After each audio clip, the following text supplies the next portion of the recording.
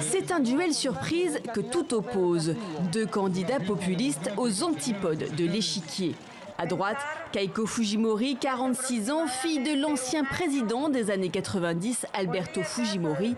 C'est la troisième fois qu'elle se retrouve au second tour de l'élection présidentielle. À gauche, Pedro Castillo, 51 ans, novice en politique, un instituteur d'une région rurale sorti de l'anonymat lors d'une grève des enseignants il y a 4 ans. Avec son chapeau et son crayon à la main, il détonne, arrive souvent à cheval à ses rendez-vous.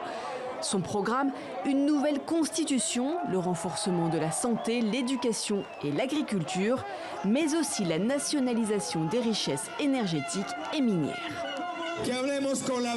Nous disons la vérité au pays.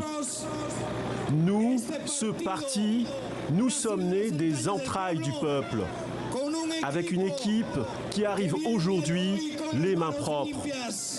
Comprenez, pas comme son adversaire. Keiko Fujimori a passé 16 mois en détention préventive.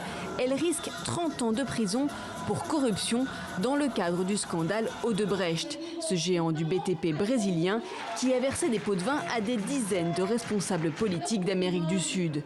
Si elle est élue, les poursuites seraient repoussées à l'issue de son mandat. Et puis, elle accorderait aussi la grâce à son ancien président de pair qui purge aujourd'hui une peine de 25 ans pour corruption et crimes contre l'humanité. Nous voulons un changement. C'est pour ça que nous sommes ici.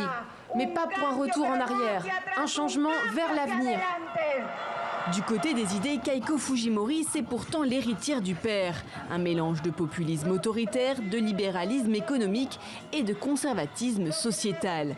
Elle brandit le chiffon rouge du communisme au-dessus de Pedro Castillo, qui selon elle ferait du Pérou un nouveau Venezuela. Droite libérale contre gauche radicale donc, dans un Pérou particulièrement affecté par la pandémie. Avec plus de 184 000 morts, le pays est le plus touché du monde par rapport à sa population et un tiers des 33 millions de Péruviens sont considérés comme pauvres.